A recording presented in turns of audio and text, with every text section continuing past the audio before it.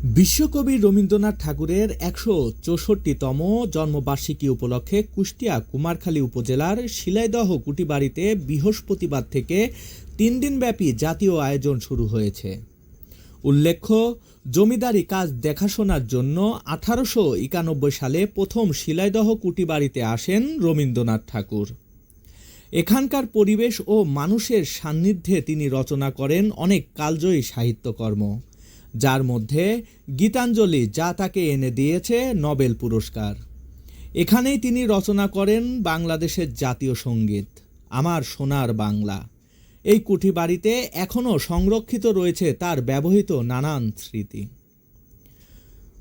অনুষ্ঠান উপলক্ষে কুঠিবাড়ি প্রাঙ্গণে বসেছে গ্রামীণ মেলা। নানা পণ্যে সজ্জিত মেলায় উপচে পড়া ভিড় জমেছে।